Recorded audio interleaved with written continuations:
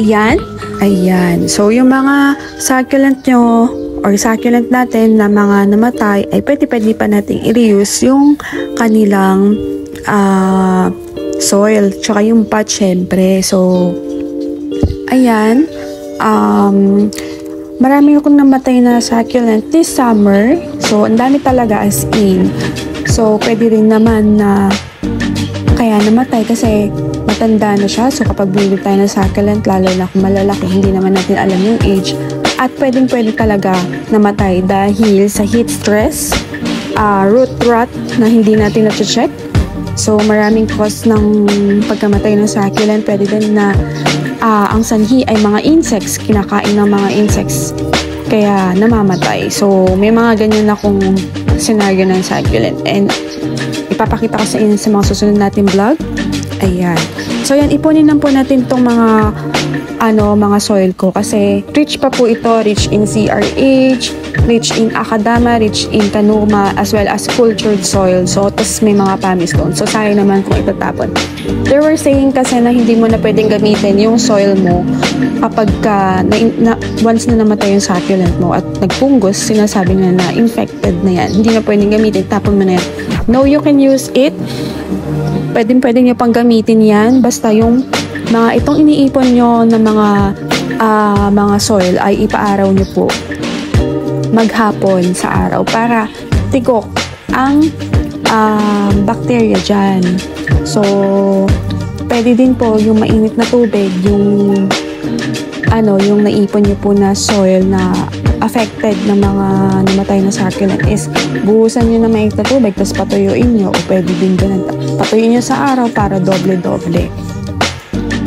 Ayan. So, katunayan, ito po yung mga naipon ko na sa dati kong mga pots kasi nagpalit ako sa iba ng soil. So, nag-loam soil po ako doon sa iba. So, ito po, mga naipon na po yan sa mga dati kong succulent. So, eto guys, naitanim ko na nga po yung mga nabili kong succulent kay Ma'am Frenny. So, ginamit ko lang yung mga soil ko before. So, yung nakita nyo sa banyerang malaki, yun po yung ginamit ko. Tapos, maglalagay din po ako ng fertilizer. I will use loam soil kasi yun yung available sa akin. Sana bani po kaya lang nandun sa kabilang bahay eh.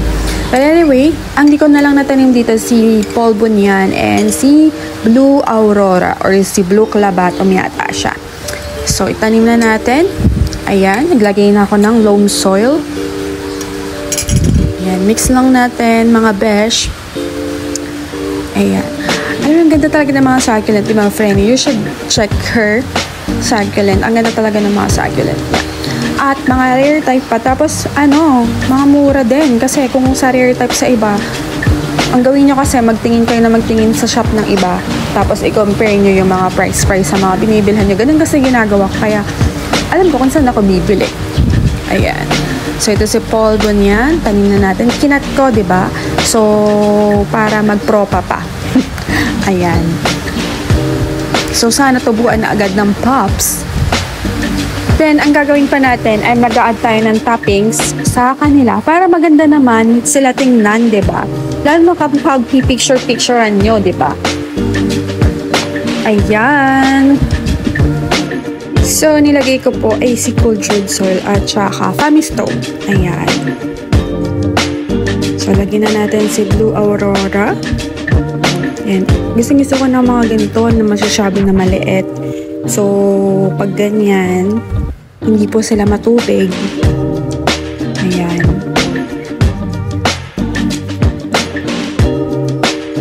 So, nilagyan ko pa siya ng pumice stone para maganda pa rin tingnan. Kasi nakaangat naman yung kanyang leaves. So, medyo mahaba naman yung kanyang stem. So, pwede tayo maglagay ng pumice stone.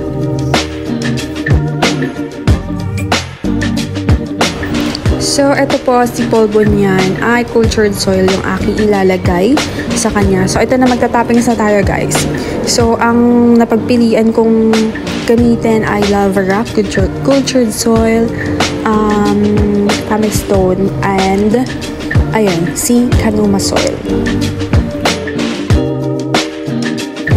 So, buti na lang naka-off ang person today kaya may time tayo na mag-repot.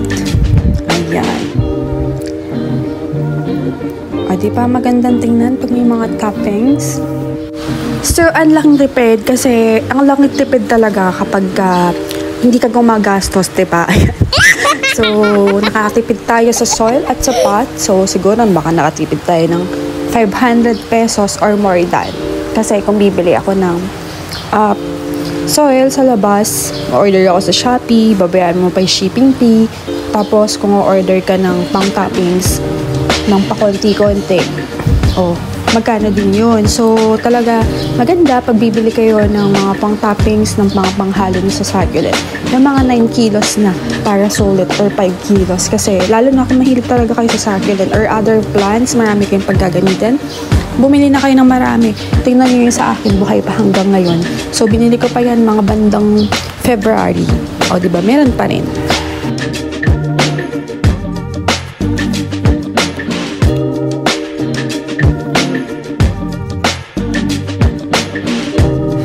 So, ayan, medyo mataas yung kanyang tangkay, kaya pwede kong ilagay ay si pumice stone. So, ayan. So, ganyan ang ginagawa ko. Kapag po echeveryas, nakasayad po yung dahon niya sa lupa. Huwag niyo pong gamitan ng pumice stone. Pag naarawan po sila, masusunog po yung dahon na nakasayad sa pumice stone kasi mainit yung pumice stone pag naarawan. At mas madali pong masusunog yung inyong sakin. Madali silang maluluto pag po ganun. So, baka double heater ang pumice stone. Charot. Yun yung napapansin ko. Kaya hindi rin siya magandang toppings kapag nakasayad yung dahon ng sakin. Pero kung mataas ang tangkay at hindi naman sayad sa lupa ay pwede na pumice stone. Kasi mas mura talaga yung pumice stone sa Lava Rock, sa Kanuma.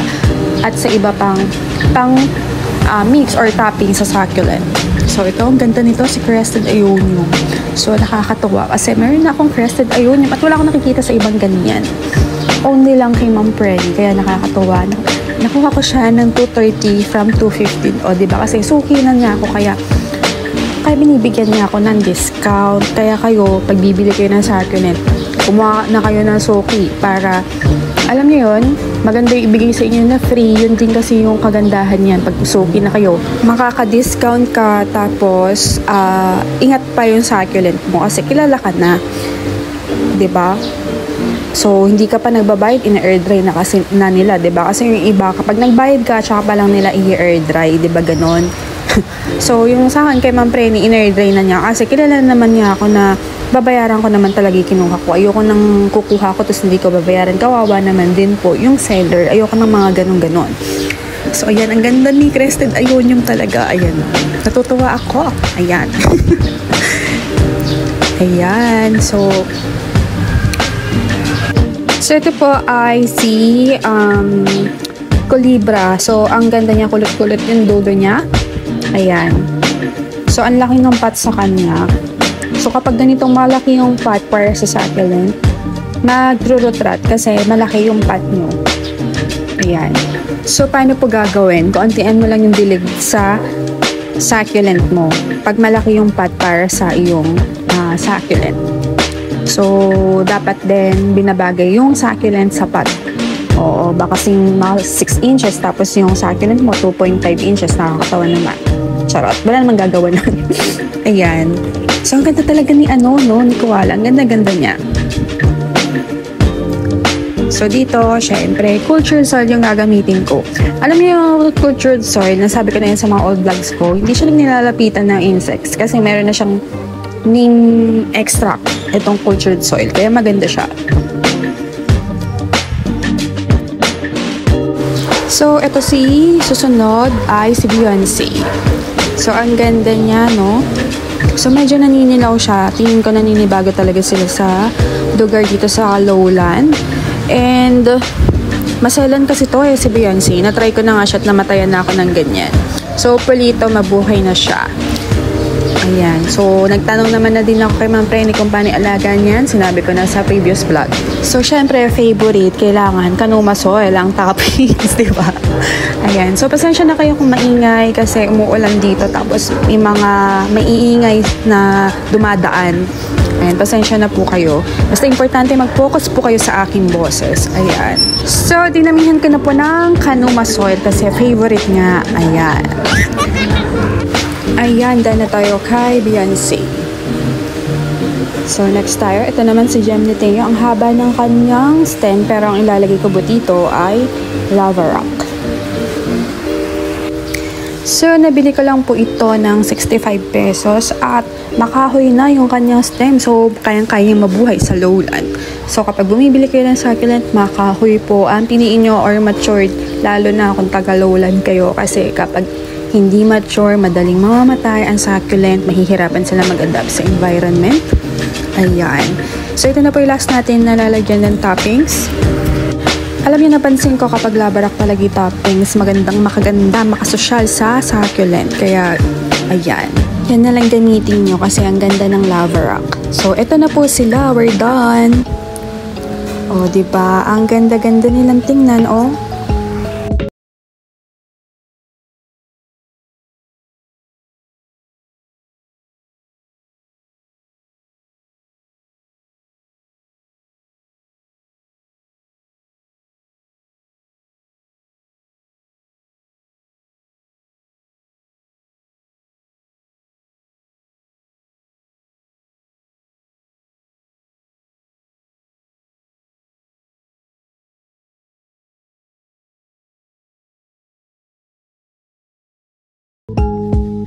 O, diba, ang gaganda at ang healthy na mga succulent na nabili ko kay Ma'am Frenny Rose Alones. So, ito po yung papri ni Ma'am.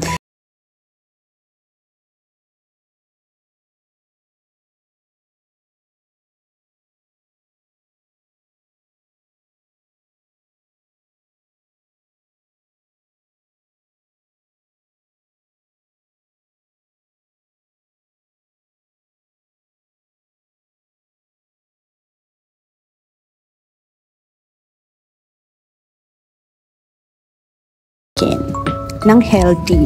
Ayan. So, dito na po nagtatapos ang ating vlog for today. I hope meron akong naitulong sa inyo na sa mga tips sa pag-aalaga ng succulent.